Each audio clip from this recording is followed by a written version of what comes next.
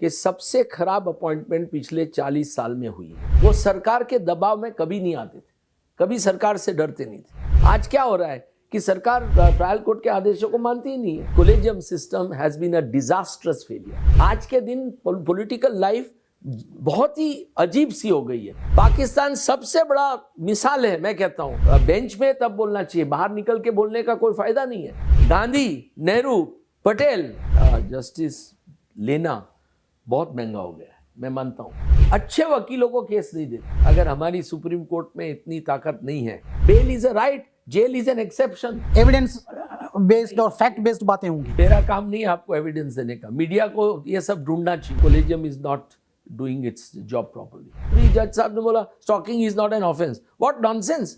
दलित गांव के बाहर रहते हैं बेचारे। Judiciary is definitely dominated by high caste Hindus. Party नहीं रही, दो ही लोग पार्टी चला रहे हैं। नमस्कार, आप देख रहे हैं जनसत्ता बेबाक और आज हमारे साथ हैं सुप्रीम कोर्ट के सीनियर वकील दुष्यंत दवे। दुष्यंत दवे बड़ौदा से दिल्ली तक की यात्रा इन्होंने की है और कई दशक इन्होंने अदालतों को दिए हैं और सुप्रीम कोर्ट में इनकी पहचान एक दबंग वकील के रूप में है। दुष्यंत जी, बहुत बहुत स्वागत है आपका। नमस्कार, थैंक यू।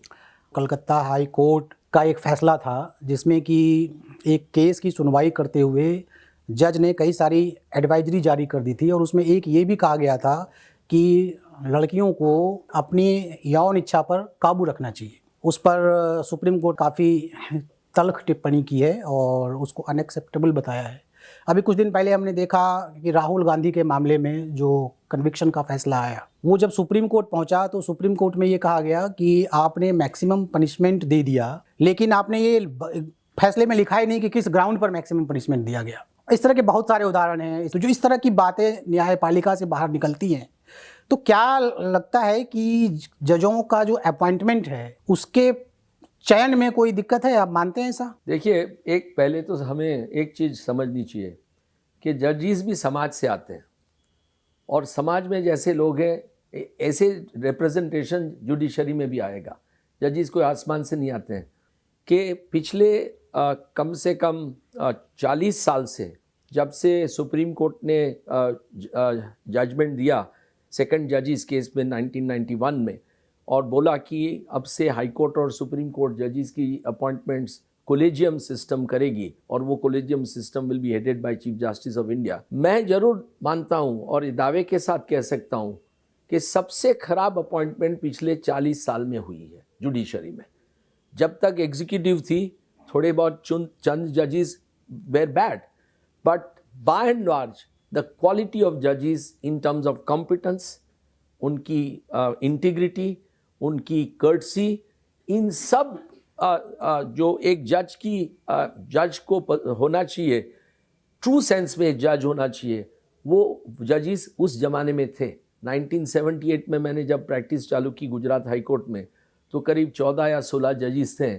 मैं दावे के साथ कह सकता हूँ कि एक एक जज दूसरे जज से काबिलियत में ऊपर था, इंटीग्रिटी में बहुत ही ज़बरदस्त थे। उनकी कोर्ट की बिहेवियर इम्पेकेबल थी। बहुत सुंदर तरीके से वो कोर्ट में पेश होते थे, वकीलों से बातचीत करते थे, वकीलों से सुनवाई करते थे और जजमेंट्स जो देते थे वो जजमेंट्स की क्वालिटी एक बहुत सुंदर क्वालिटी थी।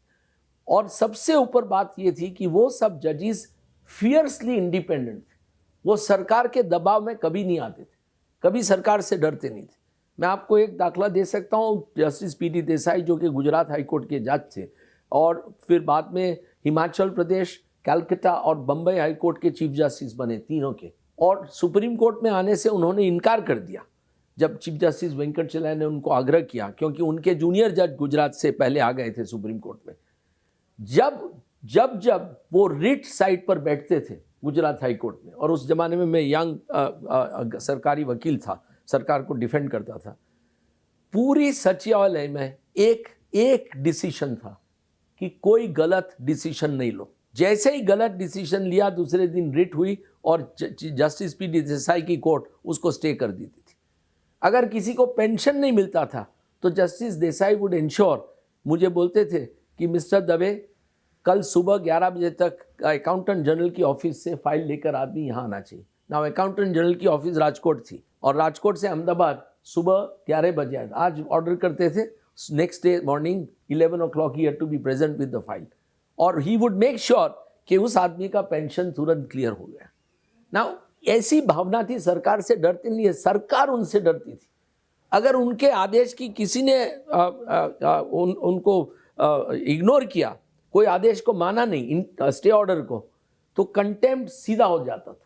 जजमेंट सुप्रीम कोर्ट ने दे दिया कि high court should not ask officials to कम।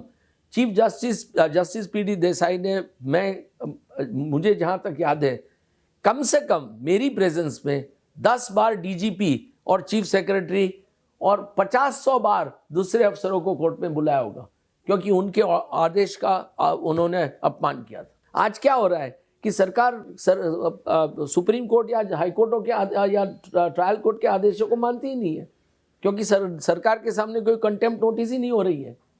कितनी बार ऐसे हुआ है, आज में अभी 50 और 100 केस ऐसे हैं जहाँ जजमेंट आ गए हैं, सरकार इम्प्लीमेंट नहीं कर रही है। तो ये सब जो हुआ, ये कोलेजियम सिस्टम आने के बाद जजेस का सिलेक्शन बहुत ही बुरा हो गया है। ना तो इन जजेस में कोई, I mean exceptions are there are many good जजेस इन द सिस्टम। मैं नहीं कहता हूँ कि सब जजेस खराब है, बट बहुत सारे जजेस ऐसे आ गए हैं पिछले 40 साल में जो जजेस अपॉइंटमेंट के लायक नहीं थे, जिनमें कॉम्पिटेंस नहीं थी, बहुत सारे में इंटीग्रिटी नहीं थी। There have been serious allegations of financial integrity against many judges in last 40 years, including many chief justices of India. Shanti Bhushan ji ने तो एक सील कवर में सुप्रीम कोर्ट को दिया था कि 10 से 12 चीफ जस्टिस के सामने फाइनेंशियल इंटीग्रिटी क्वेश्चनेबल है, और सुप्रीम कोर्ट ने कभी करेज नहीं दिखाया उस कवर को ओपन करने का, और उस केस को फिर अल्टीमेटली खारिज कर दिया। Collegium system has been a disastrous failure. आपके हिसाब से कोलेजियम सिस्टम में क्या कमी है, और जो पहले एग्जीक्यूटिव का रोल था ज़्यादा, और जो बाद में उसको एक एनजेएसी के रूप में भी लाया गया जो चला नहीं, तो उसमें आपके हिसाब से क्या बेटर है? कैसे कंपैरिजन करते हैं आप? आज के दिन एग्जीक्यूटिव ऐसी हो गई है कि जजेस की अपॉइंटमेंट उनके हाथ पर आप छोड़ नहीं सकते। आज present day executive, I mean under prime minister mister Modi, Mrs Gandhi ने भी जुडिशरी को स्टाइफल करने की कोशिश की थी, और आज भी वो कोशिश हो रही है। तो ऐसे पावरफुल जब एग्जीक्यूटिव होते हैं, मिसिस गांधी जैसे या नरेंद्र जी मोदी जी जैसे, उन सब रेजिम में कभी ऑब्जेक्टिव अपॉइंटमेंट हो ही नहीं सकती है। तो हमारे देश के सामने बहुत विकल्प बहुत मुश्किल है कि कोलेजियम सिस्टम यहाँ खराब है, यहाँ एग्जीक्यूटिव को अगर आप सत्ता दे देंगे एनजेएसी थ्रू मैकेनिज्म से, तो वही अपॉइंटमेंट वही करेंगे, अपने लोगों की अपॉइंटमेंट करेंगे। आज देख रहे हैं कि आप एग्जीक्यूटिव अपने फेवरेट अफसरों को बार बार क्यों एक्सटेंशन दिए जाती है। ईडी के डायरेक्टर साहब को 3 बार एक्सटेंशन दिया गया, चीफ सेक्रेटरी कैबिनेट सेक्रेटरी को एक्सटेंशन दिया गया। हर एक जगह पर अपने फेवरेट अफसरों को सेंट्रल गवर्नमेंट एक्सटेंशन दे रही है। क्यों? क्योंकि वो अफसर उनके लिए काम करने के लिए तैयार है। तो ऐसा ही होगा कि एग्जीक्यूटिव के हाथ में अगर पावर ऑफ अपॉइंटमेंट ऑफ जजेस चला गया, सुप्रीम कोर्ट और हाई कोर्ट, तो वो लोग भी अपने आदमियों को अपॉइंट करेंगे। आज भी कर रहे हैं थ्रू कोलेजियम सिस्टम। ऐसा नहीं है कि सरकार का प्रभाव कोलेजियम सिस्टम पर बराबर है, और आज भी पिछले 8-9 साल में तो जो रिकमेंडेशंस आ रहे हैं वो देख रहे हैं कि उसमें क्लियरली सरकार का और एक आइडियोलॉजी का प्रभुत्व है। आप कह रहे हैं कि इंदिरा और अभी जो करंट गवर्नमेंट है उस तरह की एग्जीक्यूटिव से आपका क्या मतलब है? मतलब ज़्यादा मैंडेट वाली गवर्नमेंट, या क्या कहना चाह रहे हैं आप? नहीं, तो सरकार जहाँ leader is very strong, Mrs Gandhi was strong, she brought, everybody knows that she was an extremely strong leader. So is Mr. Narendra Modi, is a very strong leader. पर पहले क्या होता था, देखिए कानून क्या था कॉन्स्टिट्यूशन के हिसाब से कि प्रेसिडेंट विल अपॉइंट जजेस to supreme court and high court in consultation with chief justice. Okay, consultation, उसको कंसल्टेशन शब्द को सुप्रीम कोर्ट ने अपने जजमेंट में 92 में कंसल्टेशन को कंकरेंस बना दिया। कंकरेंस से लिख के फिर उन्होंने बोला कि chief justice will be the final authority, और उसको असिस्ट करने के लिए 3 या 5 जजेस रहेंगे।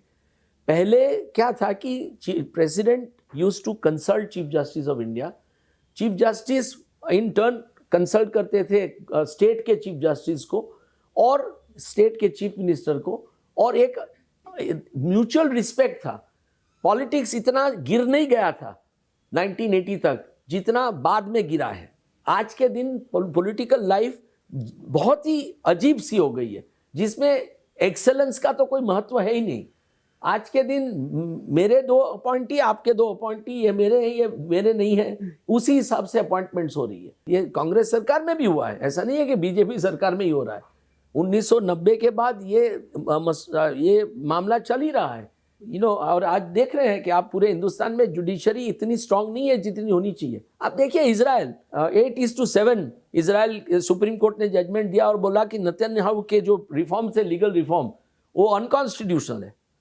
अब जहां वॉर चल रही है, देश देख रहा है कि क्या हालत होगी, उस माहौल में सुप्रीम कोर्ट बोलती है कि नेतन्याहू कैनॉट से कि सरकार जुडिशरी पर हावी हो सकती है।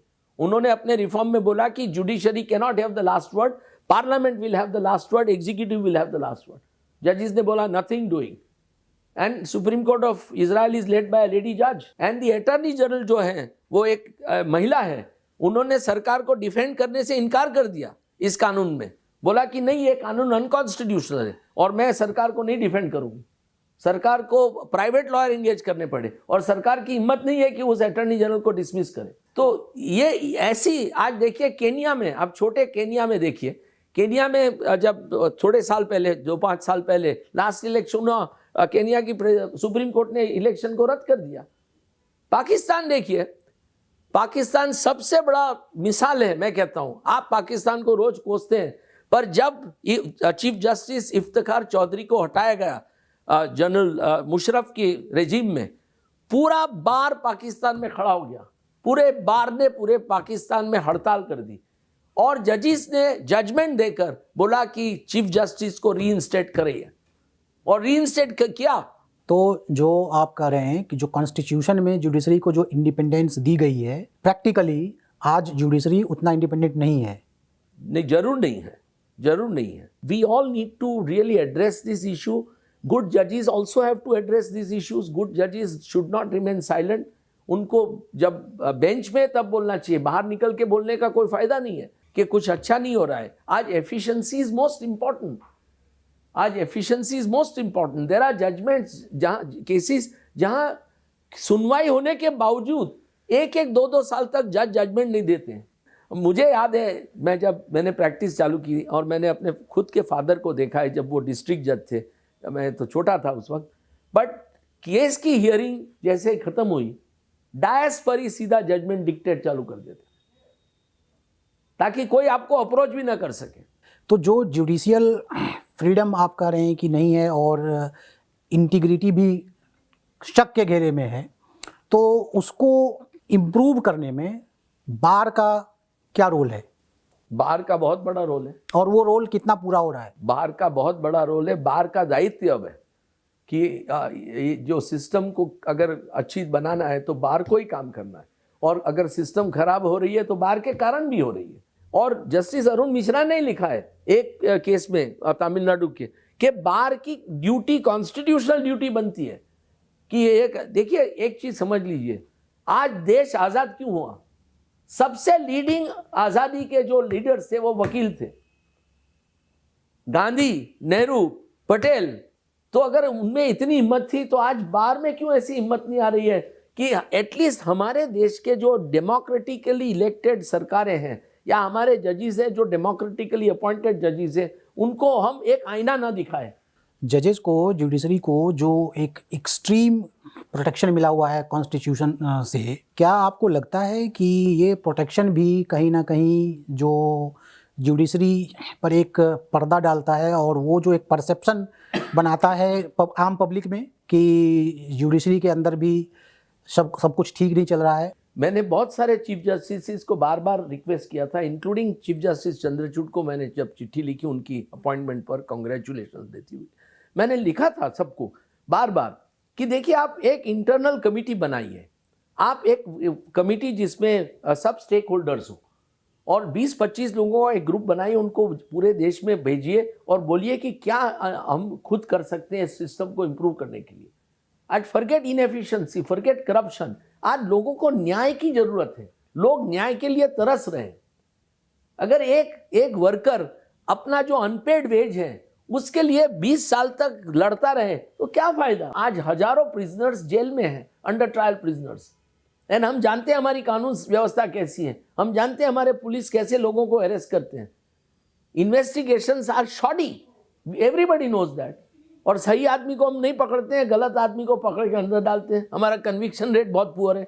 आज 5 लाख अंडर ट्रायल प्रिजनर्स बैठे हैं बेचारे, उनके कब केसेस आएंगे? बेल किसी को नहीं दे रहे हैं आप। तो न्याय अगर लोगों को नहीं मिलेगा, अगर न्याय प्रणाली का न्याय नहीं दे सकती है, तो फिर इस प्रणाली का फायदा क्या? Serious management techniques to overcome challenges. ये बता सकते हैं कि जो इस तरह की समस्या है, जो आपने जेनरिक बात की, आपको निजी तौर पर इसका सामना करना पड़ा हो, आप किसी अपना केस का उदाहरण देके अगर आप इन बातों को कुछ बता सकें हमें। नहीं, मैं इंडिविजुअल केस आपको नहीं बताऊंगा, बट वो बार बार होता है। बार बार मैंने एक्सपीरियंस किया है कि जुडिशल सिस्टम में बहुत सारी चुनौतियां हैं, बहुत सारे डिफ़िकल्टीज़ हैं। सुप्रीम कोर्ट में पहुंचना बहुत महंगा काम है। इसके लिए आप सुप्रीम कोर्ट के लेवल पर क्या वकीलों की तरफ से क्या पहल देखते हैं और ओवरऑल जुडिशरी की तरफ से क्या पहल देखते हैं? जस्टिस लेना बहुत महंगा हो गया है, मैं मानता हूँ। और अच्छे वकील, जिसमें मैं भी अपने आप को कोस सकता हूँ कि हम लोग बहुत ऊंची फीस चार्ज करते हैं, बट मैनी ऑफ अस, आज मैं साल में 60-70 मैटर्स फ्री ऑफ चार्ज करता हूँ। कोई भी सैलरीड आदमी मेरे पास आता है, या डॉक्टर हो, सैलरी, या टीचर हो, या आर्म फोर्सेस का मेंबर हो, मैं कभी उनसे फीस आज तक 46 ईयर्स में चार्ज नहीं किए। I don't charge fees from them, deserving लोगों को। बट हम लोगों के पास कम आते हैं ऐसे लोग, क्योंकि सब लोग समझते होंगे कि हम लोग बड़े वकील हैं, महंगे वकील होंगे। पर जब भी कोई आता है तो मैं कभी मना नहीं करता हूँ। और मैं ज़रूर कहूँगा अपने साथी मित्रों को जो मेरे से बहुत ज़्यादा सक्सेसफुल है, जिनका बहुत बड़ा नाम है एज सक्सेसफुल लॉयर्स, कि उनको भी ये ऐसा अप्रोच करना चाहिए। पीपल लाइक चंदर उदय सिंह, मीनाक्षी अरोरा, उज़ैफ अहमदी, प्रशांत भूषण, ऐसे बहुत सारे, गोपाल शंकर नारायण, ऐसे बहुत सारे वकील हैं जो फ्री ऑफ चार्ज करने के लिए तैयार है और करते हैं। But what is really troubling is different. आज free legal aid is a fundamental right of every citizen, और सरकार उसमें अबजों रुपया खर्च करती है। पर दुख की बात तो ये है कि legal aid system is really inefficient. मैंने बार बार मैं भी नेशनल लीगल सर्विसेज अथॉरिटी का 5 साल मेंबर रहा, नालसा का। और नेशनल लीगल सर्विसेज अथॉरिटी में मैं जब गया तब मैंने देखा कि उसके अकाउंट्स मेरे पहले से 15 साल से कभी ऑडिट ही नहीं हुए थे। और मैंने रेस किया, इशू किया, ये अकाउंट्स ऑडिट नहीं हुए, ये सब खर्चे कहाँ जा रहे हैं। एक बार तो हमने देखा कि कुछ एडवर्टीजमेंट के लिए हमने कोई करोड़ों रुपया खर्च किया था। Now national legal service authority को क्या एडवर्टीजमेंट देना है? हम कोई थोड़ा सर्फ या निरमा बेच रहे हैं। तो मैंने उसको रेस किया। उस वक्त के जो चेयरमैन थे, मैं नाम नहीं दूंगा, उन्होंने वो दबा दिया इशू, और नहीं उसमें कोई किया। लकीली 2-4 महीने के बाद वो रिटायर हो गए और justice रूमापाल I as chairperson. And in first meeting I told her के she immediately agreed. She says ये तो बहुत बुरी बात है और ऑडिट होना चाहिए और CAG से ऑडिट होना चाहिए। बट प्रॉब्लम क्या है कि legal aid services, supreme court में भी एक कमेटी है सेपरेट, और जनरली अच्छे वकीलों को केस नहीं देती है। मैंने खुद बार बार भीख मांगी है लीगल एड कमेटी के चेयरमैनों को, जो कि नंबर 2 जज होता है सुप्रीम कोर्ट में, कि आप हमें 10 केस महीने के भेजिए। हर एक टॉप लॉयर को आप 10 केस भेजिए, नहीं आते। पिछले 10 साल में मेरे पास एक बार केस आया है supreme court legal aid committee से, जिसमें मुझे क्यूरेटिव पिटीशन फाइल करने के लिए सर्टिफिकेट मांगा गया था। मैंने पूरे केस की छानबीन की और मुझे लगा क्रिमिनल केस था कि उसमें बहुत बुरा अन्याय हुआ था। मैंने 12 पेज या 15 पेज का ओपिनियन लिख कर दिया और उनको वापस दिया। उन्होंने मुझे बताया भी नहीं उस केस में क्या हुआ है। लेकिन अभी जैसे हाल के समय में हम देख रहे हैं कि सुप्रीम कोर्ट की बात सरकार सुनती नहीं है। एक उदाहरण सिर्फ अगर हम बताएं, CEC के अपॉइंटमेंट का जो मामला है, उसमें सुप्रीम कोर्ट ने जो कहा वो सरकार ने बिल्कुल सिरे से खारिज कर दिया। तो ये जो मामला है, ये सिस्टम को कहाँ ले जाएगा? देखिए, ये सुप्रीम कोर्ट के हाथ में है। जैसे मैंने उदाहरण दिया इजराइल का, केनिया का और पाकिस्तान का। अगर हमारी सुप्रीम कोर्ट में इतनी ताकत नहीं है तो फिर क्या हो सकता है? देखिए इमरजेंसी में भी यही हुआ। एडीएम जबलपुर के केस में जब सुप्रीम कोर्ट के सामने केस आया इमरजेंसी में कि फंडामेंटल राइट्स को इमरजेंसी के दौरान सस्पेंड किए जा सकते हैं कि नहीं, तो मेजॉरिटी जजेस ने व्यू लिया कि नहीं, सस्पेंड करे जा सकते। तो हम लोगों को इमरजेंसी में कोई वो ही नहीं था, हमारा हक ही नहीं था फंडामेंटल राइट। अब आज भी वो कर सकते हैं उस जजमेंट को। उसमें चंद्रचूड़ साहब के फादर जस्टिस यशवंत चंद्रचूड़ साहब भी शामिल थे, जस्टिस भगवती जो कि बहुत बड़े नामी जज, अपने आप को बहुत पीपल्स जज बोलते हैं, उन्होंने भी साइन कर दिया। एक ही जज खड़ा हुआ हमारे लिए, देशवासियों के लिए, जस्टिस HR खन्ना, और उन्होंने बोला कि नहीं ये अनकॉन्स्टिट्यूशनल है। तो प्रॉब्लम क्या है कि it all depends on the judiciary.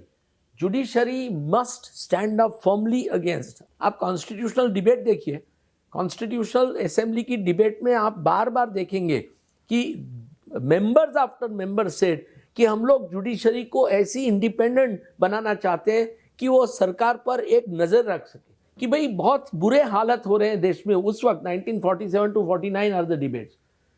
Many member said कि भाई सुपरिंटेंडेंट ऑफ पुलिस, कलेक्टर किसी को भी चाहे अरेस्ट कर लेता है आज के दिन।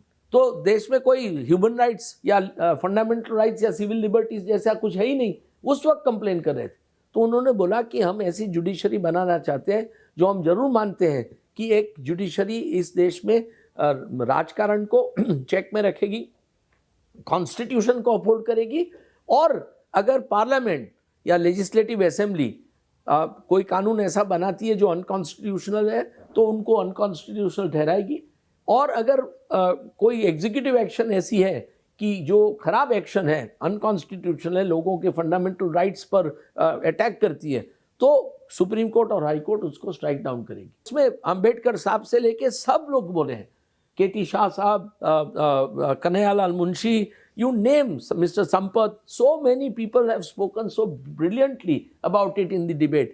क्योंकि आज अगर वो ऊपर से आएंगे तो देखेंगे इस जुडिशरी को, तो वो तो बेचारे ताजुब हो जाएंगे कि क्या देश को हमने कॉन्स्टिट्यूशन दिया ऐसे हालात के लिए। जुडिशरी मतलब कमजोर है आप कह रहे हैं? बहुत ही कमजोर है, बहुत ही कमजोर है, कोई डाउट नहीं है। सरकार हर एक केस में पिछले 10 साल में आप देख रहे हैं, कोई भी इम्पॉर्टेंट केस है जिसमें सरकार आ ही नहीं रही है, तो उसका क्या मतलब हुआ? I mean it is very difficult to say what is happening. But और आज लोगों को देखिए, बेल आप बेल नहीं दे रहे, तो आप ऑपोजिशन के हर एक नेता को पकड़ के अंदर डाल रहे हैं और सुप्रीम कोर्ट बोल रही है हम बेल नहीं देंगे आपको। बेल तो हक है, सुप्रीम कोर्ट ने खुद बोला है bail is a right, jail is an exception, और आप बेल नहीं देंगे। कोई मटेरियल नहीं मिला है, कोई कैश नहीं मिली है, जैसे ये दिल्ली का liquor case, there is not, I mean trial है बट कैश कहाँ मिली है किसी के पास जिनको आप जेल रख सके? आप मुझे अरेस्ट जब करेंगे जब मेरे पास से कोई कैश मिले। Prevention of money laundering act is based on this कि अगर कोई कानून का भंग किया है मैंने और साथ साथ मेरे पास कोई उसके प्रोसीड्स आए हैं, अगर कोई प्रोसीड्स नहीं है तो आप इनकम टैक्स का मामला अलग है कि भाई आपने इनकम टैक्स इवेजन किया, पर यहाँ तो it's a very serious offence with serious consequences. इसको इतनी इजी तरह से इम्प्लीमेंट किया जा रहा है, ईडी इतना दुरुपयोग कर रही है और सुप्रीम कोर्ट इसको जस्टिफाई कर रही है। नहीं, तो आप जैसे कह रहे हैं कि सरकार सारे केसों में लगभग जीत रही है, तो उसमें तो उसका एक पहलू ये भी हो सकता है ना कि वकील ने केस मजबूती से जज के सामने रखा नहीं तो इसमें वकील आप जो है जज पर उंगली उठा रहे हैं। नहीं, बट वकील भी जिम्मेदार हो सकते हैं ना इसके लिए। नहीं, मैं जज पर उंगली नहीं उठा रहा हूँ, मैं बोल रहा हूँ कि जजेस have ceased to be fiercely independent. मैं वकील का इसमें कोई रोल नहीं होता है। अगर वकील बहस ना भी करे तो भी जज का दायित्व बनता है कि वो सही तरह से इंटरप्रेट करके अपना जजमेंट दे। वकील ना भी हो तो भी जज को अपना ड्यूटी है, constitutional duty. I will decide the case without fear and favour, that's what the oath is. आप देखिए ओथ बहुत कम कॉन्स्टिट्यूशन में वर्ल्ड में ओथ दिया गया है, हमारे कॉन्स्टिट्यूशन के अंडर ओथ दिया गया है। इसीलिए जो है हम आपका पर्सनल एक्सपीरियंस पूछ रहे थे, ताकि ये जो बातें हो रही है परसेप्शन बेस्ड बातें हो रही हैं, अगर आप पर्सनल एक्सपीरियंस बताएंगे तो एविडेंस बेस्ड और फैक्ट बेस्ड बातें होंगी। मेरा काम नहीं है आपको एविडेंस देने का, मीडिया को ये सब ढूंढना चाहिए। मीडिया रोज बैठती है, everything is open, media should find out कि ये जजमेंट कैसे आ रहे हैं, क्यों आ रहे हैं, मीडिया शुड नो दैट। आज देखिए नहीं, सुप्रीम आप कोर्ट ही के में थ्रू जानेंगे ना। नहीं, हम बता नहीं सकते। Why should as lawyer we take responsibility to identify individual cases. मैंने बहुत बार रेस किया है जजों को सामने और जजिस के सामने रेस किए हैं बहुत बार प्रश्न कि आप क्यों ऐसे केस की सुनवाई कर रहे हैं जो आपको नहीं करनी चाहिए, और जजिस हैव रोल्ड बैक। तो वो तो एक मैटर ऑफ फैक्ट है कितने, and it is all reported, it is all reported. But what is really important is कि एक हेल्दी सिस्टम बननी चाहिए। आपको निजी एक्सपीरियंस पे क्या ऐसा लगता है कि आपस में जो आपकी बातचीत होती है कोर्ट में, उसमें ये चिंता झलकती है जजेज में, वकील में, ये चिंता झलकती है कि एक प्रॉब्लम है और इस प्रॉब्लम का कोई ना कोई सॉल्यूशन होना चाहिए, मतलब उसको कॉग्निजेंस में लिया जा रहा है जुडिशरी द्वारा? मैं जरूर कह सकता हूँ कि आप कोई भी कोर्ट में चले जाइए एज रिस्पॉन्सिबल मीडिया पीपल, आप कोई भी वकील जिसको आप जानते नहीं हैं उनको खाली पूछ लीजिए कि आप खुश हैं आपकी सिस्टम के, आपके जजिस से, नीचे की कोर्ट से लेके हाई कोर्ट से लेके सुप्रीम कोर्ट तक चले जाइए, कॉरिडोर में खाली चलिए और पूछिए और आपको जवाब मिल जाएगा। मैं पूरे हिंदुस्तान में घूमता हूँ केसेस आर्ग्यू करने के लिए, हर एक जगह जाता हूँ, वहाँ वकील मुझे बोलते हैं कि सिस्टम बहुत ख़राब हो गया है, प्रैक्टिस करने के लायक नहीं रहा है। आज मैं Gujarat high court I started, it's my mother court. आज गुजरात हाई कोर्ट के मुझे वकील बार बार आकर सुप्रीम कोर्ट में बोलते हैं कि हम और कुछ कर सकते थे ज़िंदगी में तो और कुछ करते, पर हम कुछ नहीं कर सकते इसलिए हम कोर्ट में बैठे रहते हैं। बहुत सारे वकील, एक आध दो नहीं, and responsible lawyers, these are not some young lawyers, these are responsible, respected lawyers who are saying. So everywhere there is a feeling. I mean, I also feel after 46 years extremely, आज मैं बहुत ही disappointed हूँ system से, बहुत ही disappointed, क्योंकि इस system में अगर आपको कोई श्योरिटी नहीं है कि अच्छे केस का आपका नतीजा अच्छा आएगा आपकी मेहनत के बाद, और जज ऐसे फैक्ट्स और ऐसा लॉ है कि जहाँ जज कोई और डिसीजन दे ही नहीं सकता है, तो you feel frustrated, it is very frustrating. और केसेस चलते नहीं हैं, एडजमेंट पर एडजमेंट होते जा रहे हैं। कितने केसेस हैं जिसमें वो तारीख भी नहीं देते हैं, और हियरिंग भी नहीं करते हैं। उनको बोलिए कि आप दूसरी कोर्ट में भेज दीजिए तो दूसरी कोर्ट में भेजेंगे नहीं। ऐसे कितने इंपॉर्टेंट केसेस हैं लोगों की जिनकी सुनवाई नहीं होती है। एक चीज़ जो बार बार सुनने में आती है वो रोस्टर को लेकर भी अक्सर विवाद होते रहता है, और 2018 में तो हिस्टोरिक हो गया जो जजों ने ही प्रेस कॉन्फ्रेंस की, और बार एसोसिएशन भी लगातार इस बात को लेके एग्रेसिव रहता है। ये विवाद है क्या और क्यों ये विवाद उठता है? देखिए, जैसे जस्टिस गोगोई ने खुद बोला था उस प्रेस कॉन्फ्रेंस में, अगर आप देखेंगे तो, और फिर वो भूल गए और जब चीफ जस्टिस बने तो उन्होंने भी वो चालू कर दिया कि चीफ जस्टिस दीपक मिश्रा जो केसेस एलोकेट कर रहे हैं वो गलत कर रहे हैं। तो रोस्टर सिस्टम क्या होता है कि चीफ जस्टिस के पास पावर है, बट वो एडमिनिस्ट्रेटिव पावर है, बट हर एक power is coupled with duty, और आपकी ड्यूटी बनती है कि आप जब रोस्टर बनाएं तो बेंचेस ऐसी एक तो पहले बनाएं कि जो दोनों जजेस सक्षम हो, एक तो आप ऐसे और दोनों जजेस ऐसे हो जिनको पर्टिकुलर कानून में इंटरेस्ट है, जिनमें जानकारी है, जिनमें उनको एक्सपीरियंस है। अगर आप एक जज जो आया है सुप्रीम कोर्ट में जिसने कभी क्रिमिनल का काम ही नहीं किया है अपने हाईकोर्ट जजशिप के दौरान या वकीलात के दौरान, तो उसको आप क्रिमिनल वर्क दे देंगे तो क्या होगा? He will not be able to do proper justice. उनके विचार अलग होंगे, क्रिमिनल जूरिस्प्रूडेंस को वो जानते ही नहीं है। ये एक बात हुई कि एक बेंचेस कैसे आप रोस्टर करेंगे। So this is called roster. Chief justice का पावर है, बट वो that power must be exercise very properly. मैं आपको बताता हूँ, फॉर एग्जाम्पल मेरे पिताजी जब गुजरात हाईकोर्ट के जज बने तो पहले ही दिन चीफ जस्टिस भगवती थे वहाँ। उन्होंने मेरे फादर को पूछा कि ब्रदर दवे आपको किस कानून में इंटरेस्ट है और किस कानून में आपको एक्सपीरियंस है? तो मेरे फादर ने बोला कि ये एक कानून है जिसमें मैंने काफ़ी काम किया है, मुझे इंटरेस्ट। बोला brother I will give you that work. तो it was very extremely open transparent system. आज के दिन क्या है, बहुत सीक्रेटिव एक एक्सरसाइज करते हैं रोस्टर बनाने की, और जिसमें जिसमें अनफॉर्चुनेटली इट इज़ नॉट। आज आपको यूटिलाइज करना है, you are the captain of the team. अगर क्रिकेट का कैप्टन अगर बॉलर को बैटिंग ओपनिंग में भेज दे बॉलर को, तो क्या होगा? या बैट्समैन को बोलेगा तुम बॉलिंग करो तो क्या होगा? So you know as a captain chief justice must know कि भाई किस तरह से अपने जजेस का मैं सही इस्तेमाल करूं ताकि अच्छे से अच्छा न्याय लोगों को जल्दी से जल्दी मिले। दूसरा क्या हो रहा है कि प्रोसीजर क्या है कि अगर केस नंबर ए अगर एक बेंच में आया, 2 जजेस की बेंच होती है सुप्रीम कोर्ट में, तो सीनियर जज मिस्टर ए है, जूनियर जज मिस्टर बी है, तो सुप्रीम कोर्ट के रूल्स के हिसाब से वो केस जज ए के सामने ही सुनवाई होगी बार बार, जब तक उसमें लीव नहीं ग्रांट किया। हमारे यहाँ 2 स्टेज होते हैं, पहले नोटिस स्टेज और फिर लीव ग्रांटेड के बाद फाइनल हियरिंग स्टेज। तो जब तक लीव स्टेज पर रहता है तब नोटिस स्टेज पर उस जज के पास ही रहेगा, उस जज के सिवा दूसरे जज के पास नहीं जाएगा। हमने ये पॉइंट रेज किया है, मैंने अपने चिट्ठी में ओपन लेटर में चीफ जस्टिस को लिखा है।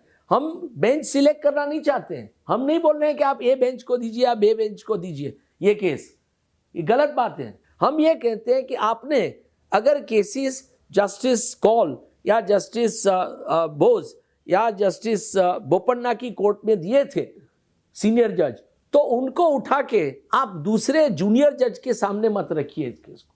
आपके रूल्स के हिसाब से, आपकी प्रैक्टिस के हिसाब से, आपके कन्वेंशन के हिसाब से ये केस उन्हीं के पास चलना चाहिए और जूनियर जज के पास नहीं भेजना चाहिए। अब क्या हो रहा है कि वो पॉलिटिकली सेंसिटिव केसेस है, किसी ने आर्टिकल लिखा है कि 8 केसेस उसने छानबीन की, पॉलिटिकली सेंसिटिव 8 केसेस ने उठा के जूनियर जज के सामने भेज दिया। तो ये एक पावर जो है इसका दुरुपयोग हो रहा है।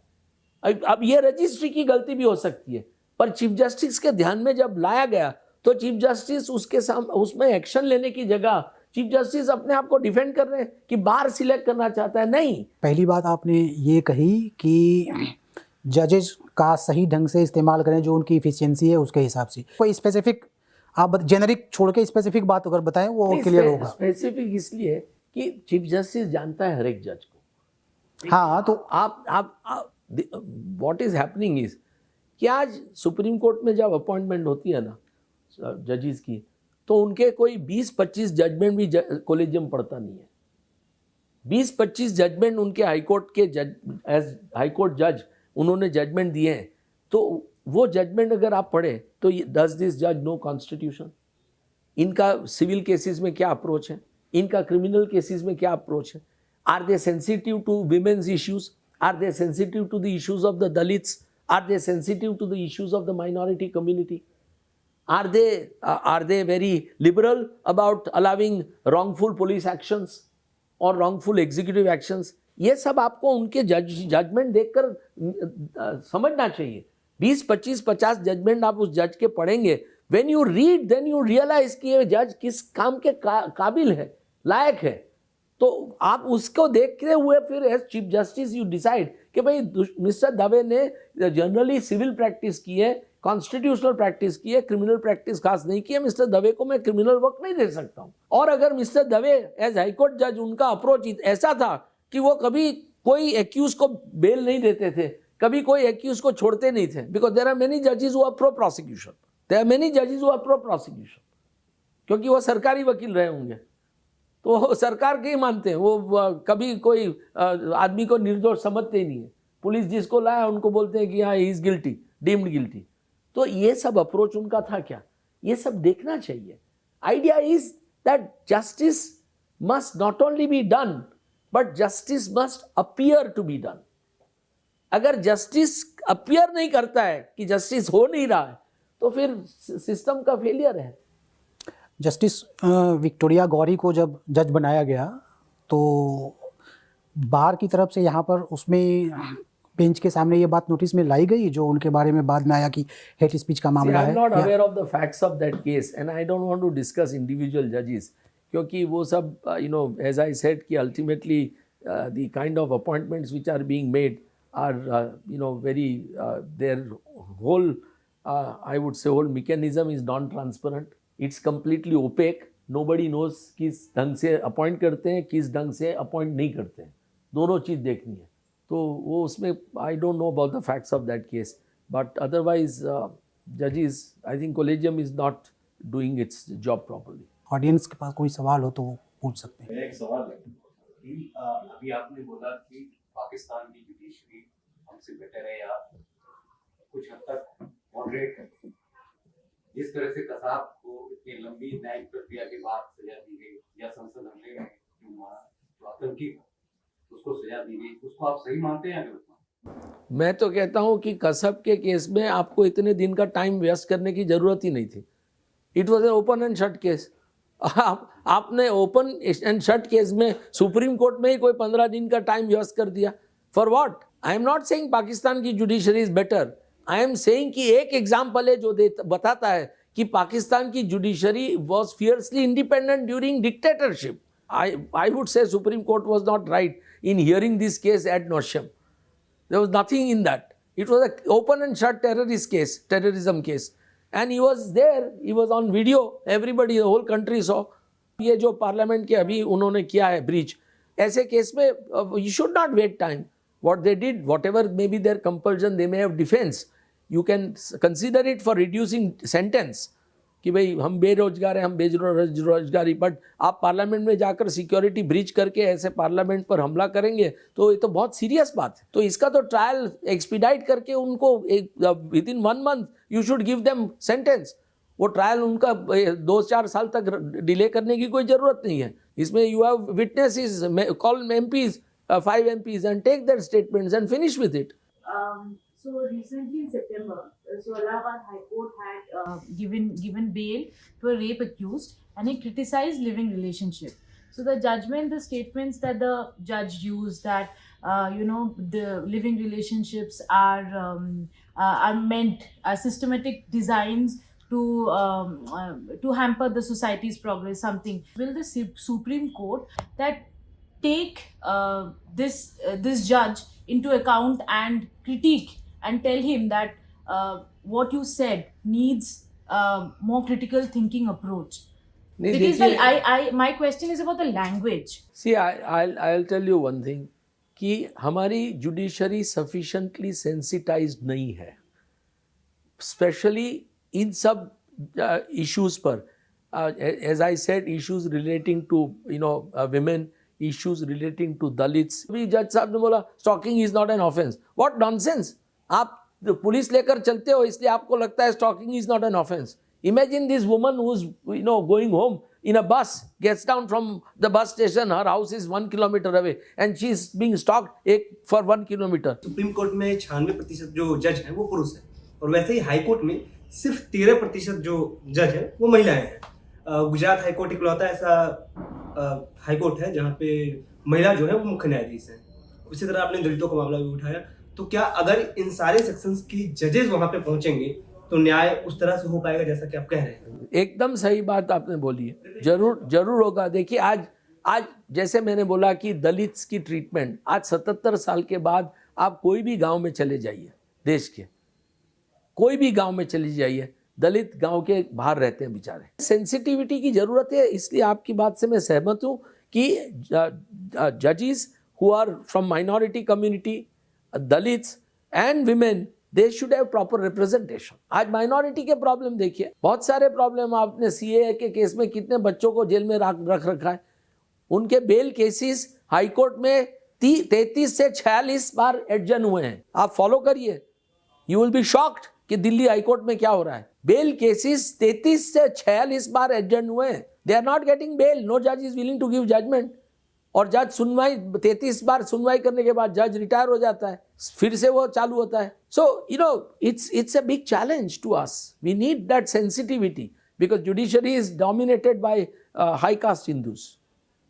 Judiciary is definitely dominated by high caste Hindus. तो इमरजेंसी का आपका क्या एक्सपीरियंस था, कुछ याद है आपको? इमरजेंसी में भी कॉलेज डेज में मेरा my stand was against the emergency उस वक्त भी. although I did have many friends in the Congress party at that time as a young student, पर मैं इमरजेंसी के ख़िलाफ़ था. मेरे पिताजी मिसिस गांधी के काफ़ी भक्त थे, तो वो इमरजेंसी को सपोर्ट करते थे, पर मैं इमरजेंसी को सपोर्ट नहीं कर रहा था. और उस वक्त भी काफ़ी मैंने इमरजेंसी में बहुत सारे जो आर्टिकल्स वगैरह पब्लिश हुए इंटरनेशनली, वो आर्टिकल्स कभी कभी मैं मंगवाता था अपने मित्रों से विदेश से.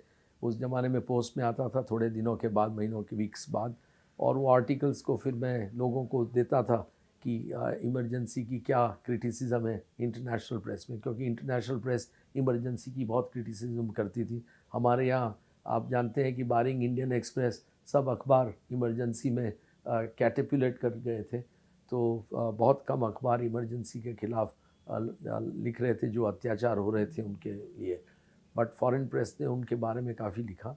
तो वो सब आर्टिकल्स आते थे, मैं वो डिस्कस करता था, कॉपीज़ देता था बहुत सारे लोगों को, इंक्लूडिंग पीपल जो जिनकी उम्र मेरे से बहुत, मेरे पिताजी की उम्र के थे, तो उनको मैं मिलता था और बातचीत करता था। पर हमारी और जिम्मेवारी बनती है कि लोगों को हम मदद कर सकें। सो वो मेरी एक तरह की इच्छा इमरजेंसी में भी रही और उसके बाद भी रही। आज भी कोई भी पब्लिक कॉज होता है तो मैं उसमें मदद करता हूँ। कोई भी नेचुरल कैलामिटी हो तो मैं सबसे पहले, मैंने कच्छ अर्थक्वेक में ऑलमोस्ट 1 महीना काम किया था अपनी प्रैक्टिस छोड़ के। सुनामी आई तो भी मैं तुरंत 24 घंटे में, लेस देन 24 घंटे में वहाँ कटलोर पहुँच गया था हम मेरे बेटे के साथ, और मैंने मदद की बहुत सारी। पीएम केयर फंड्स में भी आपने कंट्रीब्यूट किया है? हाँ, मैंने अनफॉर्चुनेटली, मैंने दुख की बात है कि मैंने 50 लाख रुपया दिया, तो और उस वक्त मुझे पता नहीं था कि PM care fund will be treated as a private fund. And because जब पीएम केयर फंड की बातचीत छिड़ी गई तो उसकी इश्तहार, उसके सब ट्रस्टीज, मिनिस्टर साहब थे, और सब ऐसा माहौल किया गया कि ये एक पब्लिक ट्रस्ट रहेगा। और उस वक्त देश पर काफ़ी संकट था, तो हमारी सबकी जिम्मेवारी बनती है। मैंने 50 लाख रुपया उस वक्त पीएम फंड में दिया और 50 lakh Delhi chief minister fund में भी दिया उस वक्त। बट उसके बाद PM fund was treated as a private fund, और उन्होंने बोला कि सीएजी विल नॉट इंक्वायर और private auditor will inquire. Prashant Bhushan ने रिट पिटीशन की इसके बारे में, और मैंने ही आर्ग्यू किया प्रशांत जी के लिए। और दुख की बात है कि जस्टिस अशोक भूषण और जस्टिस एम आर शाह की बेंच ने ऐसा फैसला दिया कि नहीं, PM care fund should be, is not a public fund and a trust, and it's a private trust. So it is I think it is one of the few, perhaps one of the rarest example which personally does not speak well of the Prime Minister, because मैं प्रधानमंत्री के खिलाफ हूँ उनकी policies के, but मैं मानता हूँ कि मेरे प्रधानमंत्री है और वो एक बहुत नेक इंसान है। उनके लिए ये करना, I think it was very bad. अगर हमने पैसा दिया तो इस आश में दिया कि इस पैसे का सही उपयोग होगा। आज हमें पता ही नहीं है कि कहाँ पैसा होता है, और हमें कोई हक नहीं है कि हम किसी को चिट्ठी लिख के पूछे कि आपने मेरा 50 लाख रुपया कहाँ यूज़ किया। कोर्ट में आपका क्या आर्गुमेंट था और गवर्नमेंट का क्या आर्गुमेंट था? जो नहीं, कोर्ट में हमारा आर्गुमेंट यही था कि ये जिस हिसाब से ट्रस्ट किया गया था, कोई भी कोई भी कंट्री में आज प्राइम मिनिस्टर के नाम से आप फंड क्रिएट करो तो वो कैसे प्राइवेट हो सकता है? सिंपल बात है। अगर मैं एक ऑफिस में बैठा हूँ और मैं अपने नाम पर कोई पैसा चंदा इकट्ठा कर रहा हूँ, तो वो अपने लिए इकट्ठा कर रहा हूँ कि देश के लिए इकट्ठा कर रहा हूँ? What is a public trust? Public trust is trust for the benefit of the public. आप प्राइवेट ट्रस्ट करके पब्लिक के लिए एक्सपेंडिचर करें, उसका मतलब नहीं है। You are subject to scrutiny by public. Public को आपकी हर एक जो एक्शन है, आपकी हर एक एक्टिविटी है ट्रस्ट की, उसमें जान लेने की एक हक होनी चाहिए। नहीं तो क्या फायदा? सबसे ज्यादा पैसा पब्लिक सेक्टर अंडरटेकिंग से आया। How can you not account it for through CAG? पैसा कोई ऐसे थोड़ा आया है। So it was, I would से it was a matter of great disappointment. Emergency के बाद आपके पिताजी इंदिरा के सपोर्टर बने रहे थे या बाद में उनकी राय बदली थी? नहीं, मेरे पिताजी through out till he died was a strong congressman, because he had seen freedom struggle, he had participated in freedom struggle, so and freedom has been given to us by Congress party. आज देश भूल गया है, it was Congress party and Congress party alone which has fought the freedom struggle. और आपका political alienation कब develop हुआ? मैं कोई पॉलिटिकल एफिलिएशन नहीं रखता हूँ। मैं कांग्रेस सरकारों को भी बहुत कोसता रहा हूँ। I am anti establishment essentially. तो वोट करते समय पर्सन को देखते हैं फिर पॉलिसी को? नहीं, वोट तो it's a matter of your personal choice. You don't vote, but one is very clear, I am neither a congressman, I am neither for Congress nor against BJP. I in fact feel that BJP is a good party and it has a great future in this country's democracy.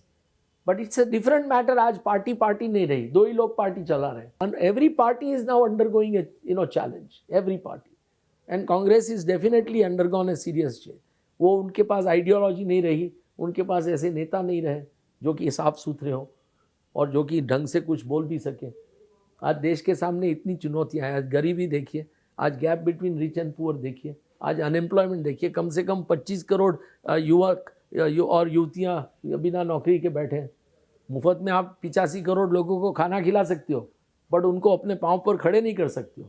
आपकी जिम्मेवारी क्या है कि उनको अपने पाँव पर खड़े करो, उनके लिए जॉब की अपॉर्चुनिटी क्रिएट करो, एग्रीकल्चर को अच्छा बनाओ, फैक्ट्रीज नई लगाओ, स्मॉल सेक्टर SME सेक्टर को अच्छा बनाइए. ये सब कांग्रेस बात करती है क्या, या कोई भी ऑपोजिशन बात करता है? पूरा नैरेटिव गंदा हो गया है. जी दवे साहब, बहुत बहुत धन्यवाद आपका. Thank you very much. Thanks a lot.